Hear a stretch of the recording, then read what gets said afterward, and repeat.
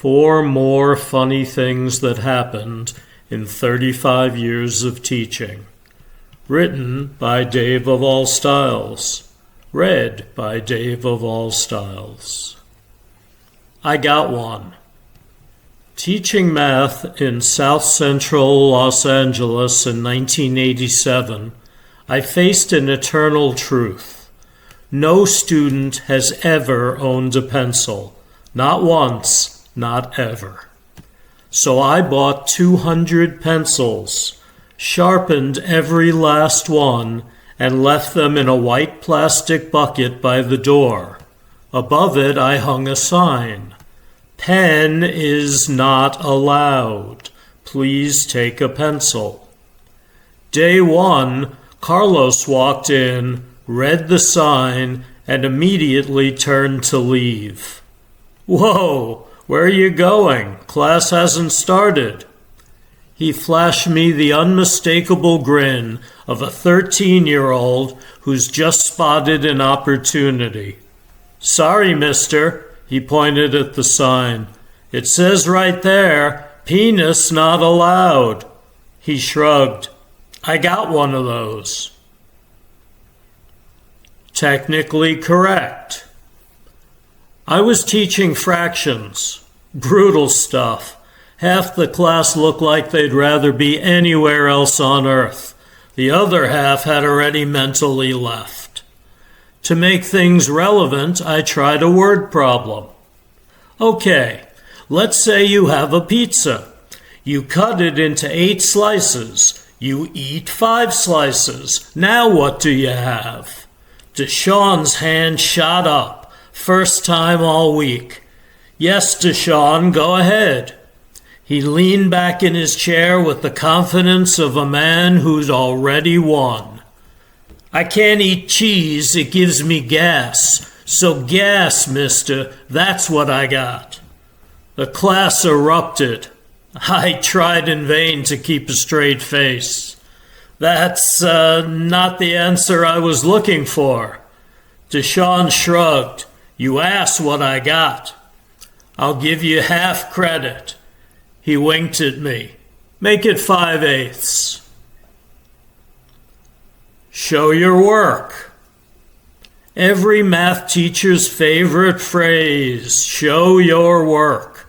We write it on every test. We say it 40 times a day. Some of us even dream about it. I handed back a quiz on long division. Marcus got the right answer on every single problem. But next to each one, nothing. Just the answer, floating there like it fell from the sky. I called him to my desk. Marcus, you got them all right. He beamed. Thank you, mister. But you didn't show your work, so I can only give you half credit.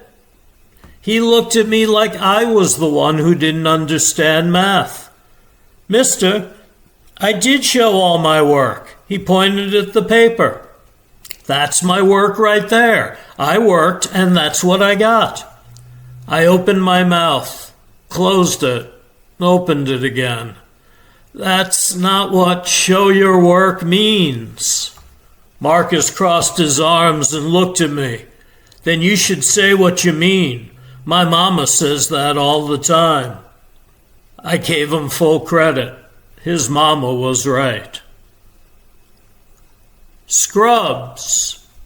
My daughter and I have always shared the same sense of humor, which is probably why we both considered Scrubs the pinnacle of television comedy. One episode we watched together in 2006 when I was teaching at a school with a 99% Spanish-speaking student body, featured a legendary joke about a tiny penis, or how the show put it in Spanish, pincho chiquito. We both absolutely loved it. That joke lived rent-free in our family for weeks. The next day at school, I'm tottering down the stairs on my free period, feeling about as fit as a beached whale, when I heard an earth-shattering boom. Two eighth-grade boys came bursting out of Old Man Hutchins' classroom door like they've just robbed a bank, screaming at the top of their lungs as the door slammed behind them, "Pincho Chiquito!" I didn't even break my stride. Without looking up from my tragic descent, I deadpanned, "Just how small is it?" 4 funny things that happened in 35 years of teaching. Written by Dave of All Styles. Read by Dave of All Styles. 1. Welcome to my personal slice of hell, a windowless bunker crafted from the finest mid-century cinder blocks and despair.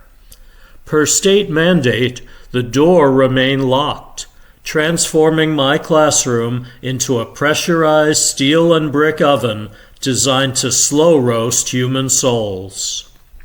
The universe, possessing a truly warped sense of humor, decided to follow a week of sub-freezing blizzard conditions in early March with a blistering 85-degree freak weather event. The building's prehistoric boiler, confused and vengeful, continued to pump out heat like it was auditioning for the role of the sun. My morning class and I struggled through the oppressive heat together. There was no breeze, there was no escape. But the real stroke of genius? The cafeteria menu. In a display of logistical audacity that should be studied by war criminals, they fed the children bean burritos. Imagine 30 small, sweaty radiators packed into a soundproof, airtight box, fueled entirely by legumes. The room temperature had climbed to almost 100 degrees, and the laws of physics and biology collided. We had a quiz that afternoon, but the peaceful quiet of testing only lasted for 5 minutes. Then there was the slow, rhythmic percussion of 30 gastrointestinal systems declaring war on decency itself. The first one was almost polite, a tentative little pfft from somewhere near the pencil sharpener, a warning shot. By minute 12, they had abandoned all pretense of stealth. Little Tyler in the back row was firing off volleys like a Roman candle. Madison was contributing a steady bass line. Someone unleashed something so profound that 2 kids actually turned around to see if an animal had gotten into the room. It wasn't just a smell anymore. It was a texture. A thick, bean-infused fog that you didn't breathe so much as chew. It had layers, like a cursed lasagna. It clung to my clothing. It permeated my lesson plans. I could taste the exact ratio of cheese to refried beans. By minute 30, the children had grown nose-blind to their own chemical warfare. They were finishing up their quizzes while I white-knuckled my desk, eyes watering, watching the air above their heads shimmer like a desert mirage. I sat there, hostage to both the school board and the musical fruit, realizing that dignity is a luxury afforded only to those who've never been Dutch ovened by an entire 6th grade class. When that bell finally rang, I unsealed the door, and the hallway teacher across from me caught one whiff of the escaping cloud, made immediate eye contact with me, and simply mouthed, "Burritos?" I nodded. She crossed herself. 2. I was teaching at a school for the arts, which basically meant my back-to-school supplies included a box of crayons. I still taught math, but the school mandated that art be infused into every lesson. Infused, like math was a sad, flavorless tea. I was relatively new at incorporating art into my lessons, So I took my colleague's advice and told the kids to draw a picture of how you found your answer. I was surprised this worked as well as it did. I got some genuinely interesting visual models for multiplication. Creative stuff. I was feeling like a real innovative educator. Then I got to Charlie's paper.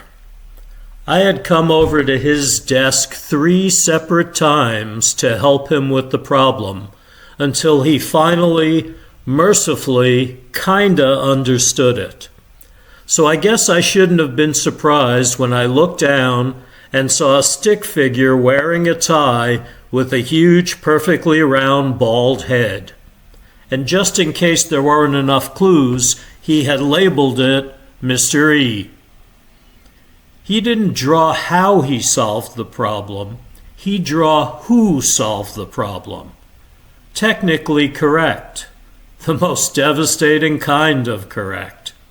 I gave him full credit. What else could I do? The kid infused it. 3. Welcome to the great microwave purge of 2019. Sparked by a single teacher who apparently skipped the properties of matter unit in 3rd grade and every grade since. It started with a harmless leftover burrito and a sheet of Reynolds wrap. Our colleague, let's call him Mr. Sparky, decided that the laws of physics were merely suggestions written by cowards. He tossed his foil-wrapped lunch into the staff room microwave and hit high with the confidence of a man who has never once Googled anything before doing it. Within seconds, the break room was treated to an indoor lightning storm that rivaled a Tesla coil demonstration. The microwave didn't just die. It exited this mortal coil with a scream of ozone and a localized firework display that sent the smoke detectors into choreographed panic. 3 fire engines arrived. Naturally, the school district responded with the level-headed grace of a startled herd of gazelles. Rather than simply suggesting Mr. Sparky take a remedial class in Not Setting the Building on Fire 101, the Board of Education decided that the appliance itself was the true criminal mastermind. By Monday morning, every microwave in the district had been seized. They were hauled away like contraband in a DEA raid, leaving behind only the lonely rectangular ghosts of dust on the break room counters and the faint smell of 1,000 reheated fish dinners passed. From then on, we lived in the cold lunch era. We sat in our windowless bunkers, huddled over lukewarm salads and congealed cold pasta, staring at the empty spaces where warmth used to live. Morale was at an all-time low. The week before, a gym teacher had been caught trying to heat soup on a document laminator. No one reported him. We understood. We'd been told it was all for safety because apparently the district believed that if one grown adult couldn't handle a microwave, the rest of us were likely to accidentally build a cold fusion reactor in the teacher's lounge. The real kicker came a week later, when the art teacher, a woman who had eaten reheated lasagna for lunch every single day for 19 years, took an old cardboard box, painted it black, added a little door and a fake digital display, and left it on the break room counter without a word. We all gathered around it in silence. Someone whispered, "It's beautiful." And then Mr. Sparky walked in, saw it, and asked, "Does that thing work?" He is no longer allowed in the lounge. 4. When the school board decided our original building needed updates, a polite term for exorcising the 1950s asbestos demons that had been teaching chemistry unsupervised. They moved us into a cavernous warehouse that smelled faintly of forklift grease, broken dreams, and whatever dies when hope leaves an enclosed space. To transform this echoing void into learning environments, they didn't use actual walls. No, they used the structural equivalent of wet graham crackers, half-inch drywall panels that were essentially just compressed optimism and recycled thoughts and prayers held together by the willpower of the lowest bidder. In a building full of middle schoolers, creatures fueled primarily by hormones, a pathological lack of spiritual awareness, and whatever radioactive slurry the cafeteria was calling pizza, this went exactly as well as you'd expect. Within a week, the hallways looked like a Swiss cheese factory after an earthquake. A wayward backpack here, a frustrated elbow there, one kid sneezing too aggressively near the gym.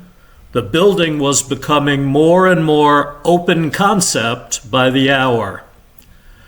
Then came Carlos.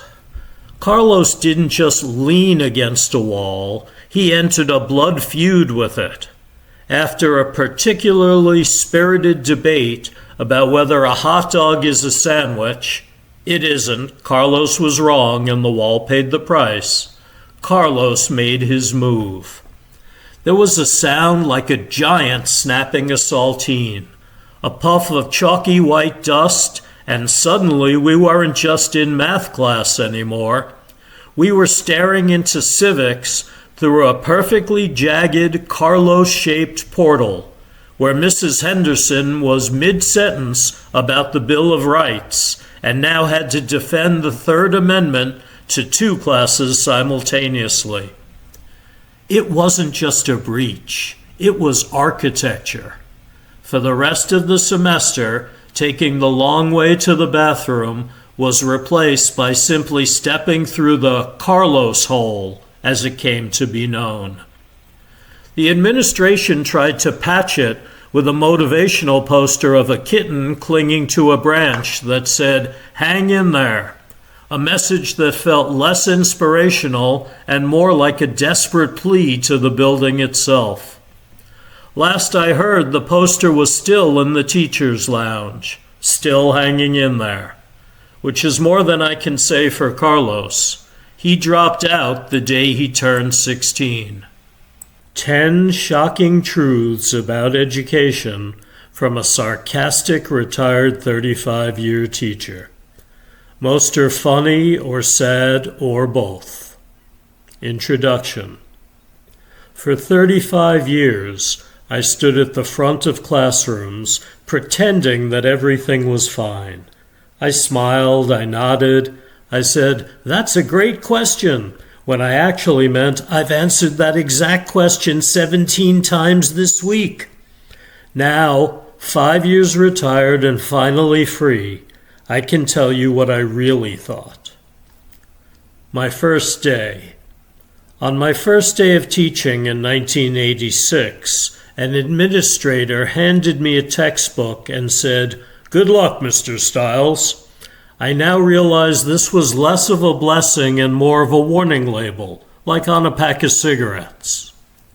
I was 24 years old, full of idealism, and convinced I would make a difference. I had posters on my walls, motivational quotes, a plant that I watered daily. The plant died within 3 months. So did my idealism, though it only lasted until October. Is this going to be on the test? Yes, everything is going to be on the test. That is, in fact, the entire point of education. If I taught you something that wasn't going to be assessed, I would have been better off using my professional development hours by taking a nap. I also loved when students asked, "Do we have to remember this for later?" No, Timothy, you can forget everything I teach you. That's the American dream, after all. Spend 12 years in school, forget it all, and become a successful real estate agent. Bathroom passes. Can I use the bathroom? Every 3 minutes, every single day. When I started teaching, I thought bathroom passes were a reasonable accommodation. Now I understand they are a psychological warfare tactic designed specifically to destroy my will to live. A student will ask to use the bathroom when class starts. They will return 17 minutes later with a satisfied look on their face, having accomplished nothing in either realm. I once calculated that if you added up all the bathroom time taken by all the students in all my classes over 35 years, it would total approximately 11 years. 11 years of educational opportunity flushed down the drain, literally. Late work. I know it's 3 weeks late, but can I still turn it in? Why? Why? What exactly has happened in those 3 weeks that prevented you from completing a 10-minute assignment? Did you discover the secret of cold fusion? Did you solve world hunger? Did you accomplish literally anything of value? I always said yes. Of course I said yes, because the administration said I had to accept late work, because grades should reflect learning. Because nothing says learning like turning in a book report in April about a book you were supposed to read in September. This is boring. Yes, I know. The French Revolution is boring. The quadratic formula is boring. The respiratory system of a frog is boring. Do you know what's even more boring? Teaching the same material 35 times to students who have decided in advance that they will not engage regardless of how many YouTube videos I play. I once planned an elaborate multi-week unit with hands-on activities, guest speakers, and creative projects. It took months and I was very proud of it. A student looked at me on day 1 and said, "Can't we just read from the textbook?" I never recovered. Meetings. I became a teacher because I wanted to teach. I quickly learned that teaching was perhaps 23% of the job. The other 77% was grading and meetings.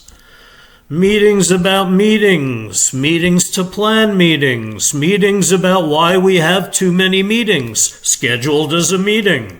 I once calculated that I spent approximately 4 years of my career in meetings. 4 years, sitting in a room, talking about education. I could have spent that time actually educating, but no, we needed to discuss best practices for 45 minutes while eating stale donuts. Grading.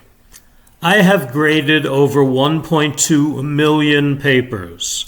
That is not an exaggeration. I did the math once, mostly to avoid grading. 1.2 million papers. If you stack them, they would reach approximately 6 miles high. I could have built a paper tower to the edge of the stratosphere. I could have started a paper company and become my own regional distributor. I wrote a short poem about grading. I graded papers on weekends. I graded papers on vacation. I graded papers on the toilet. I graded papers in every location. Thinking about it makes me sad. My little daughter saying, "Come on, Dad." But the ultimate bureaucratic crime is not having your grades in on time. The students, the good parts. Here's the thing nobody tells you about teaching. The students. The actual students, not the bathroom goers and the pencil borrowers and the "is this on the test" crowd. No, the real students. I had a sophomore once who wrote me a note saying I changed her life. She said I made her feel like learning was possible. I kept that note. I still have it. I've read it approximately 400 times during moments of crisis. There was Jerome, who came to my classroom every morning before school just to talk because he thought I was aight. There was Jenny, who was convinced she'd never understand math and then one day did. There was the entire class of 2006 that threw me a surprise party, complete with a neon green and blue iced cake that would give our current FDA fits. These students made it worth it, every single year, even the bad years, even the bathroom crisis years, because of them. The students, the other parts, but also Trevor, always Trevor. Trevor would put his head down in class and refuse to participate, then tell his parents I was picking on him. Trevor would fail every assignment, then his mother would email me demanding to know why I hated her son. Trevor would disrupt the learning environment for 23 to 30 other students and receive a verbal warning, while I documented the incident 17 different ways for the administration.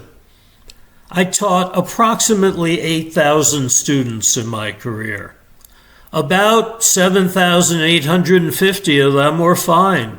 Some were genuinely wonderful.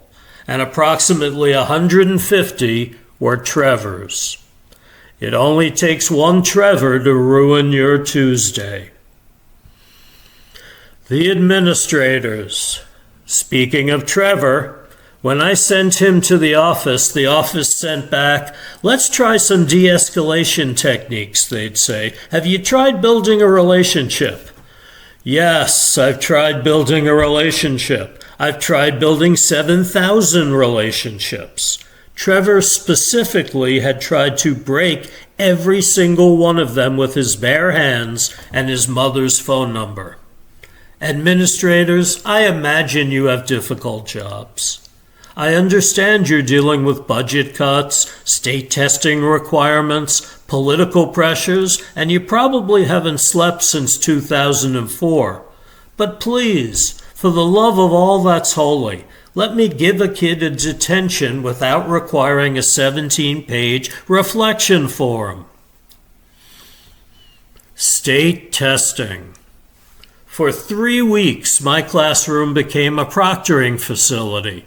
I read instructions. I administered tests.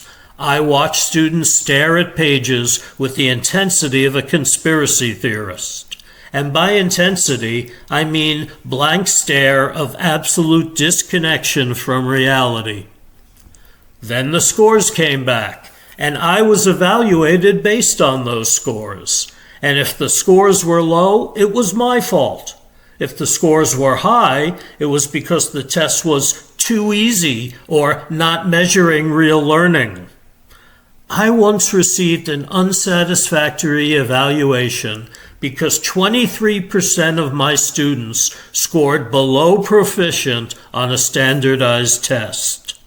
Those same 23% of students also had individualized education plans that explicitly stated they would not be assessed on grade level standards. The district still counted them against me. But sure, let me differentiate my way out of that one. My retirement speech. They asked me to give a retirement speech. The administration wanted something heartfelt. The students wanted something short. I gave a speech. I said all the right things. I thanked the administrators and the parents and the community. I told heartfelt stories about students I'd taught. I used phrases like privilege and honor and shaping young minds. What I wanted to say was, thank you for a career of institutional gaslighting. Thank you for telling me that I could change lives while simultaneously preventing me from doing anything that might actually change a life. Thank you for the professional development that taught me nothing and the evaluations that evaluated nothing. Thank you for the budget that never covered supplies and the meetings that never accomplished anything. Thank you for the curriculum that was outdated in 1997 and is still outdated today. Thank you for the state testing that told me I was failing at my job. Thank you for 35 years of being told I was working in the most important profession while being paid like I was the least important part of that profession. But I didn't say that because I'm a professional. Well, I was. What I'll miss. I miss it. God help me, I miss it. 5 years out, and I miss it every day. I miss September, when everything was new and possible, and when I actually believed this year would be different. I strangely miss the stink of dry erase markers mixed with Axe body spray and damp gym socks. I miss the moment when a student's face changes. The light goes on and they finally get it, finally understand, finally see themselves as capable. I miss the colleagues who became friends and the friends who became family. I miss the kid who said good morning every day, even when he was having the worst day of his life. I miss the ones who came back years later to say thank you, to say I made a difference, to say they remembered. I miss it all. God help me, even the Trevor parts, even the mind-numbing daily crisis parts, even the is this on the test parts.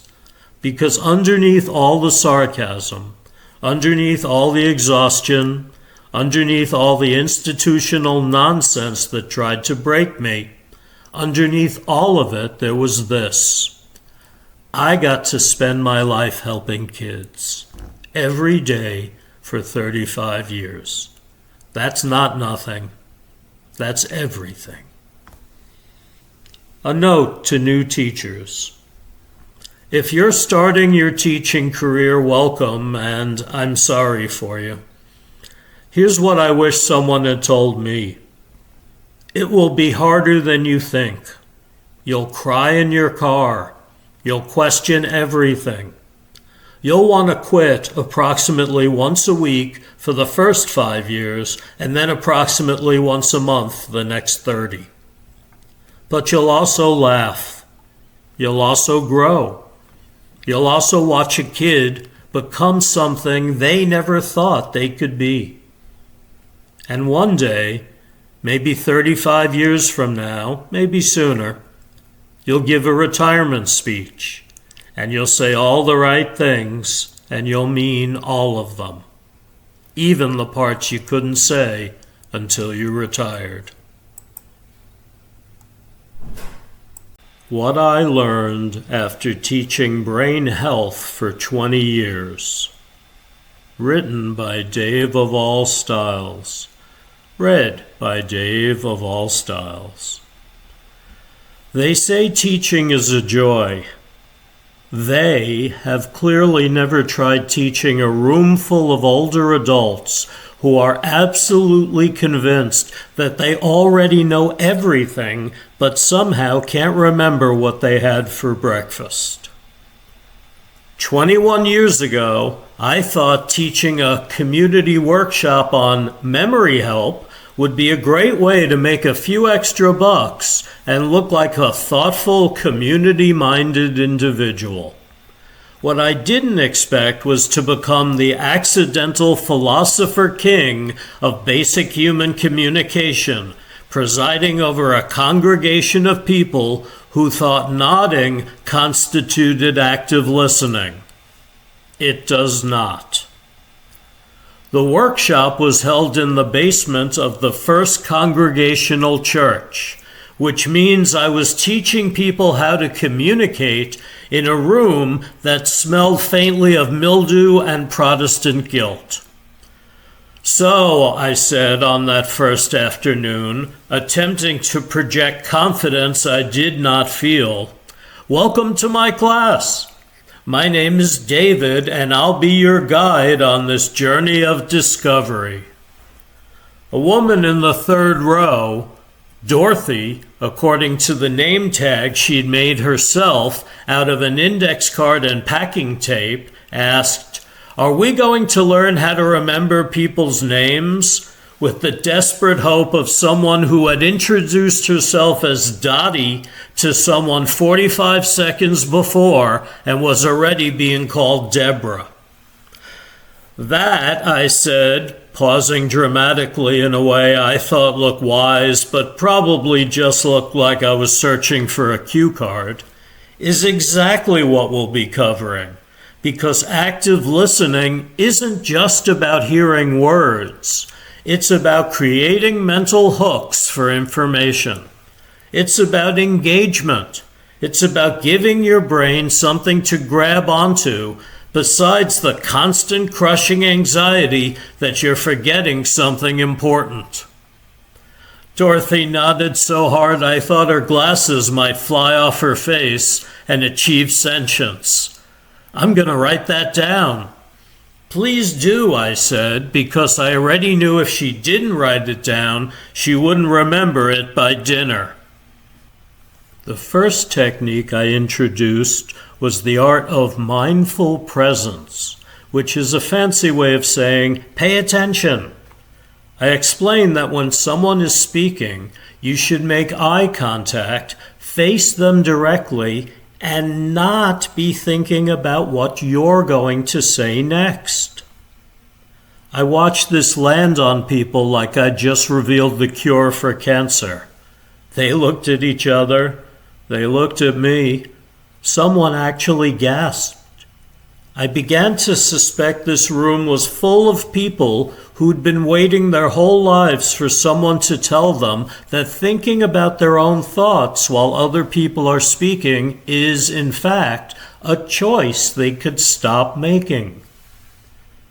"You're telling us," said a man named Herman, who had the energy of someone who had never once in his life not been thinking about his next sentence, "that when someone is talking, I shouldn't be planning my response?" "Correct. But what if I have something important to say?" "Then wait until they're done, Herman. The world will not end. Your brilliant thought will still be brilliant in 30 seconds. Probably. Herman did not look convinced. His body language said he just learned he's not supposed to fart during dinner. Dorothy, however, was furiously taking notes. The second technique was what I called verbal anchoring, which is basically repeating back what someone said, but in a way that made you sound smart and not like a parrot. I asked for a volunteer and listened while she spoke. "So what I'm hearing," I demonstrated with the gravitas of a therapist who charges $200 an hour, "is that you find eye contact uncomfortable because you were raised in a household where direct gaze was considered aggressive, and this has shaped your entire interpersonal style in ways you're only now beginning to understand." The woman I was talking with blinked at me with the expression of someone who had just been psychoanalyzed by a stranger in under 30 seconds.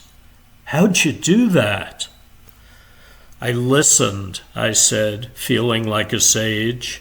"Not just to your words, Beverly, to the spaces between your words, to the thing you almost said but decided not to the way your voice got quieter when you mentioned your father, to the micro expression that crossed your face when I said aggressive.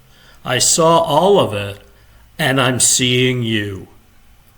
How'd you do that? Beverly asked, genuinely impressed. The silence in the room was deafening. People were looking at me like I'd just performed surgery with a butter knife and a prayer. I had not performed surgery. I had made a woman feel heard in a church basement on a Tuesday afternoon. This shouldn't have been impressive. This is the bare minimum of being a human being. Apparently, we had collectively fallen so far that basic human presence now qualifies as a superpower. Which, I said, pivoting smoothly because I always wanted to be the kind of person who could pivot smoothly, brings us to the third technique, the art of the clarifying question. I explained that when someone tells you something, especially something important, you should ask a question that shows you are actually listening and also helps cement the information in your own brain. So, if someone tells you their sister's name is Patricia, you might say, Patricia, like the song, or Patricia, the one who lives in Florida. It doesn't matter if the question is good. What matters is that your brain is actually working with the information instead of letting it slide like water through a sieve. Your brain sees the question, your brain processes the answer, your brain goes, oh, this matters, I should keep this. And suddenly, Patricia is in there. Patricia from Florida, Patricia who sings, Patricia like your sister. A whole person in your head. Isn't that magical? Like a mental filing cabinet, Dorothy said, and she said it with the reverence other people reserve for religious experiences. Exactly like a mental filing cabinet, except instead of a cabinet, it's your brain, which if you're like me, could probably use some organization. By the fourth session, something strange started to happen. People were actually listening. Not perfectly, not all the time, but measurably better. Herman, who had previously been the human equivalent of a notification that interrupts everything, had started what I can only describe as pausing. He would wait until after someone spoke. He would let silence exist. For the first time in probably decades, Herman was not the only person talking. Herman was, in fact, sometimes not talking at all. This was so alarming to him that he started doing it more just to prove he could, which defeats the purpose but at least demonstrated commitment. Patricia, Dorothy announced one day, with the triumph of someone who had just won an Olympic gold medal for existing. I remembered your name, Patricia, without looking at my notes. I just remembered. Patricia smiled. It was the smile of someone who had been called other names for so long she had forgotten what it's like to be Patricia.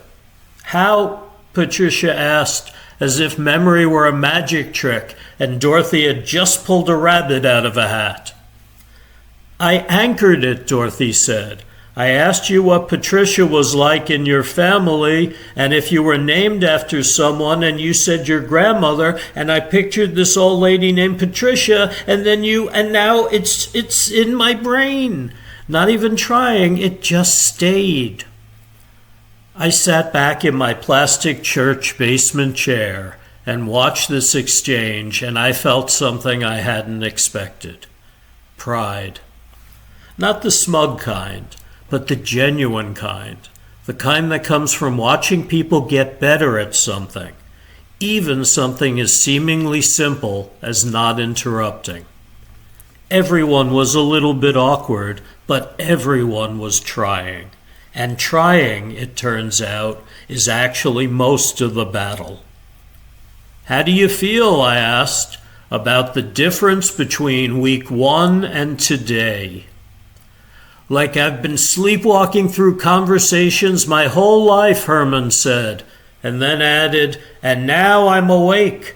It's uncomfortable, but in a good way, like when you stretch after sitting too long. It's a little painful, but also feels necessary. Dorothy had tears in her eyes. I remember things now, she said. It's like I'm present in my own life. I've been gone so long, just gone, and now I'm here. The room was quiet. So, I said, I think our time together is done. But before we go, I want you to remember this and take it with you.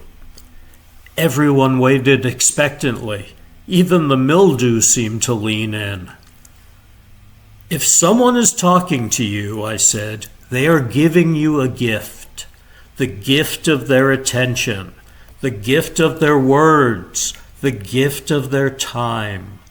They are trusting you with the contents of their mind, and they are hoping, sometimes desperately hoping, that you will catch what they're throwing, try to be the person who deserves that gift, and try to be the person who catches it.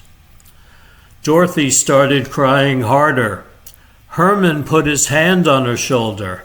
Patricia stood up and said, Amen, which was awkward because we were in a church basement. I pressed on. Active listening isn't just about listening. It's about being active in a different way.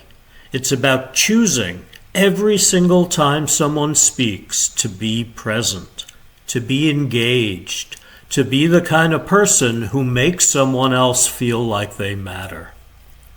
Gail leaned so far forward in her chair that she fell over.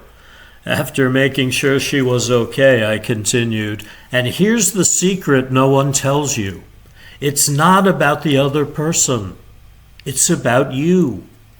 Every time you listen actively, you're training your brain. You're building new pathways. You're making your mind a place where information actually stays. But more than that, you're becoming the kind of person other people want to talk to because you listen, really listen. And in a world where everyone is waiting for their turn to speak, that basically makes you a superhero. As they filed out, each of them thanking me with the intensity of people who had just discovered fire, I gathered my papers, my brain teaser puzzles, and I thought about teaching older adults more often. I walked out of that church basement into the parking lot where the sun was setting and the world was going on about its business, and I thought about all the conversations these people would have, all the things they'd remember, all the people they'd finally see. I smiled and made a decision. I would continue doing this. Not for the $5 a head I had charged to teach, but because I could make a small difference, and for the overwhelming need many folks had for this information. I've been teaching these classes ever since. Everything was better in the old days. Written by Dave of All Styles. Read by Dave of All Styles. Sporty Jones sipped from his ancient world's best teacher coffee mug. The mug was so old that some of the letters are faded, and it now reads, Oldest Teacher. It fits, I thought. The principal assigned me to write an article about Mr. Jones for our school newsletter, and I pondered the best way to get him to talk to me. Turns out I needn't have bothered. Let me tell you something, kid, Sporty wheezed, his voice carrying the gravitas of someone who spent 50 years explaining why punctuation mattered more than personal happiness. Teaching back in the 70s was real teaching, he said. None of this fluffy cotton candy education where everyone's a winner and every child is a special snowflake. I am almost 60, so it's nice to be called kid. The way he said snowflake, though, was unsettling. First off, Sporty continued, warming to his theme like a furnace on a steam train, we didn't have any of this fancy schmancy technology that everyone thinks saves education. We had chalkboards, actual chalkboards that took 3 minutes to write on because you had to press hard enough to etch your message into the limestone. The erasers, they'd give you chalk lung, asbestosis, and chronic respiratory disease after a month. But that's character building, kid. Real teachers don't complain about minor chemical burns. I subconsciously hid my left pinky with a paper cut covered with a Mickey Mouse Band-Aid under the desk. None of this mamby-pamby discipline, Sporty barked. I could send kids to the principal's office just for looking at me wrong. He snorted. Not this principal, but Mr. Henderson, a 6'8" ex-Marine who could bench press a car and had a paddle named Thunder. If little Timmy threw a textbook during math, he'd get a paddling, miss recess for a month, and learn respect the old-fashioned way. Simple and effective. None of this restorative justice nonsense where we sit in a circle and talk about feelings until everyone feels better.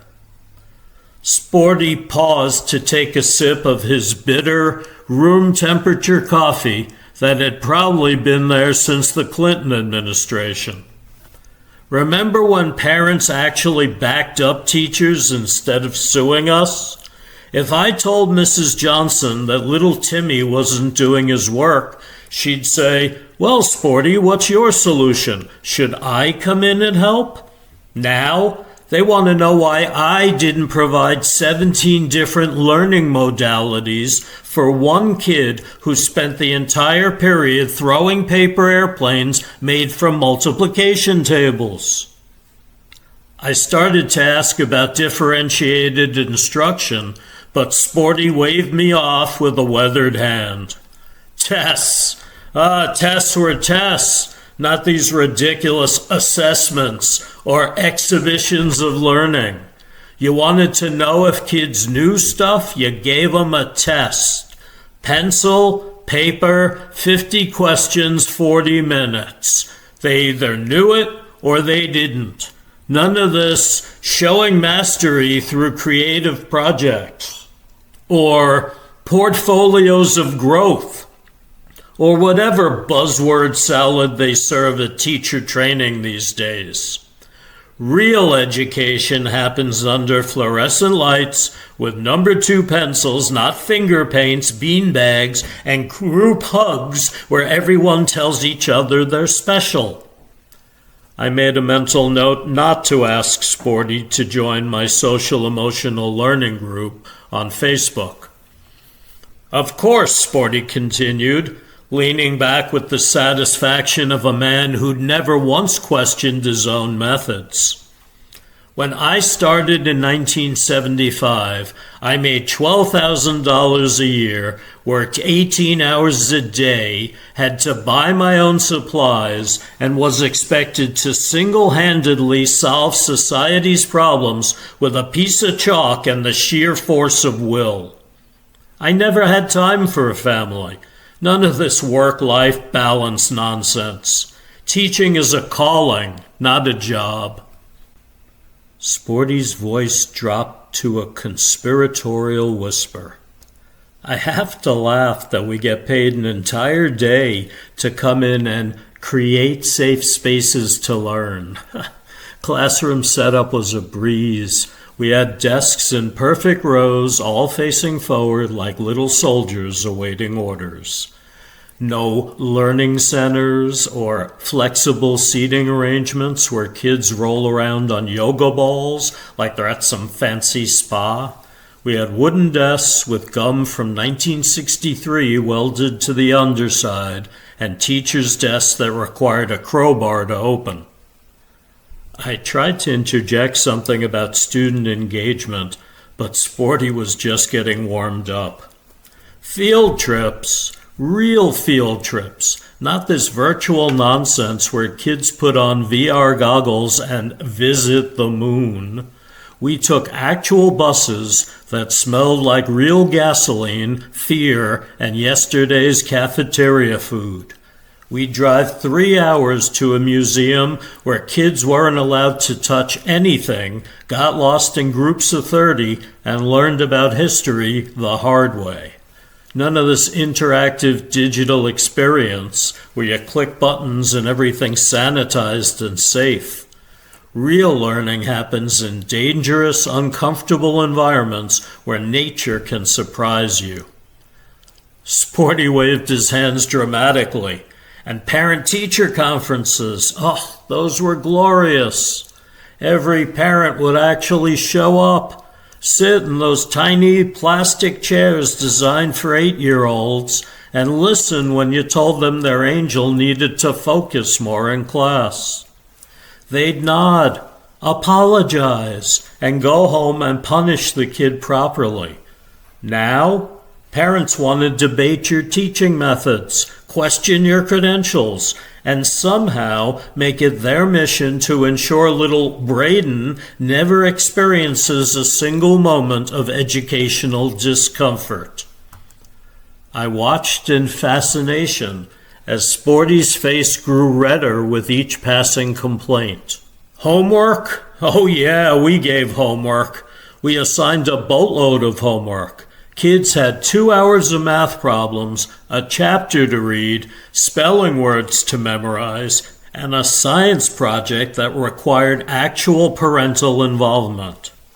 Kids learned that life wasn't always fun, teachers weren't entertainers, and sometimes you had to work hard even when you didn't want to. None of this balanced homework approach, where first graders get 10 minutes of reading and everyone gets gold stars for showing up and breathing. Sporty leaned forward, his eyes gleaming.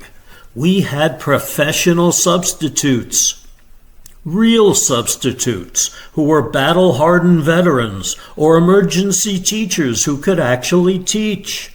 They'd walk into your classroom, glance at your lesson plans, and seamlessly continue your lesson without calling security because of a pencil fight. Now it's a college kid who uses your classroom for free Wi-Fi, goes on their phone, and lets the kids watch movies all day.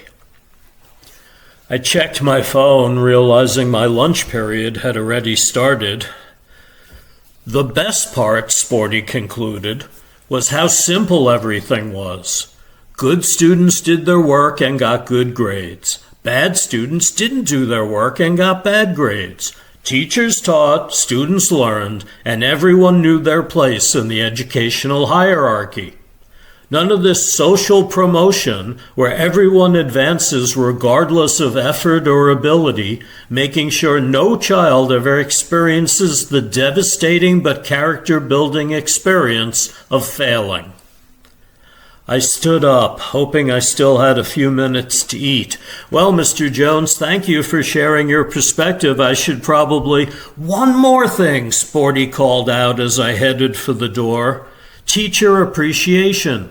In my day, we didn't need special weeks or Pinterest-worthy gifts. Teachers were respected because we earned it through sheer determination and an iron will. Parents understood that we were professionals doing a vital job, not glorified babysitters with college degrees. None of this Teacher Appreciation Month, where you get a Target gift card and a handmade macaroni picture that says, "I love you," while they cut your pay and increase your class size. Sporty pulled out a cheese sandwich and took a big bite. That's why I'm retiring this year after 50 years teaching. The idiots are running the show, and teaching is just no fun anymore. I walked out, leaving Sporty alone with his coffee and his memories, both equally bitter, both equally cold. But as I ran to the cafeteria, I thought about things. Our school's test scores kept getting lower every year, despite teaching to the test. Between periods, the hallways are always a war zone. The kids hate being here and refuse to learn. The bloated administration blames us. The parents blame everyone but themselves and their children. I paid $2 for a soggy slice of almost cheeseless pizza, and I wondered, could Sporty possibly be right?